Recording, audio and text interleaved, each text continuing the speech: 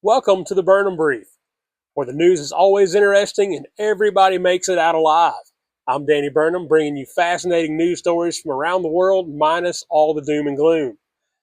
Starting in politics, tonight's top story takes us to Anchorage, Alaska, where an important summit is set for this Friday, August 15th, as U.S. President Donald Trump is preparing to meet face to face with Russian President Vladimir Putin.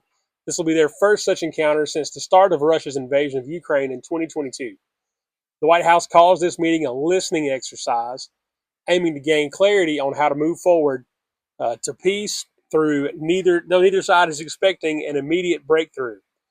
President Trump has suggested that a resolution could involve territorial concessions from both Russia and Ukraine, but Kiev insists it must be directly involved in any agreements. The decision to hold talks in Anchorage highlights Alaska's geographical and historical ties to Russia, and local officials are bracing for heightened security as the summit draws near. President Trump plans to speak with Ukrainian President Volodymyr Zelensky ahead of the meeting and has said he's preparing to end talks swiftly if progress is not made. We'll continue to follow this developing story and bring you updates as the summit unfolds. So, we always say everybody makes it out alive in our stories. This is about the war, but hopefully it's about the war ending, so we're going to let it slide for our purposes in this episode. In tech news, we're marking the end of an era. AOL has officially announced that it's shutting down its dial-up internet service starting on September 30th, 2025, closing a chapter that started in 1991. Once the gateway to the web for millions, AOL is known for its symphony of beeps, its screeches, and its classic "You've Got Mail" greeting. Though it peaked with over 20 million subscribers, only around 175,000 American households, mostly in rural areas lacking broadband, still depend on dial-up today. Customers will see the other AOL dialer software and Shield browser retired alongside the service. With modern websites often unusable on dial-up speed, this move highlights both technological progress and the persistent digital divide in internet access.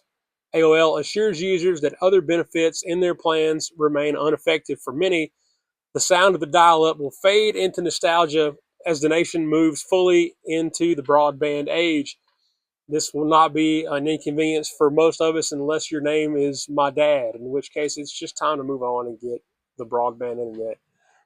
In finance, the S&P 500 hit an all-time closing high today on August 12th, rising 1.1% to close at 6,445.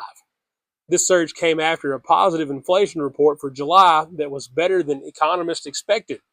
The CPI suggested inflation was steady, fueling hopes that the Federal Reserve will cut interest rates at its September meeting. Lower rates typically encourage investment and boost stock prices.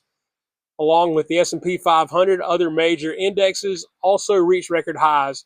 The Nasdaq rose 1.4%, the Dow Jones Industrial Average gained 1.1%. The strong market performance was supported by notable gains in sectors like communication services and airlines, with United Airlines and Delta Airlines making significant advances after competitor Spirit Airlines faced operational troubles. However, Cardinal Health stock dropped following its acquisition announcement. Overall, today's market rally reflects optimism about inflation prospects and potential easing of monetary policy, which investors expect will fuel further economic growth and investment. In sports, fight fans are counting down to Saturday night as the UFC brings a stacked card to the United Center for UFC 319, headlined by a middleweight championship clash between defending title holder Dricus du Plessis and undefeated phenom Khamzat Chimaev. Du Plessis, riding a high after a dominant title run, faces his toughest challenge yet in Chimaev, who has bulldozed through every opponent in his UFC career. His fights haven't even been competitive for the most part. There were one or two, but for the most part, he's steamrolling guys. Both fighters carry unblemished UFC records, making this one of the most anticipated championship bouts of the year. The main card is loaded with additional intrigue.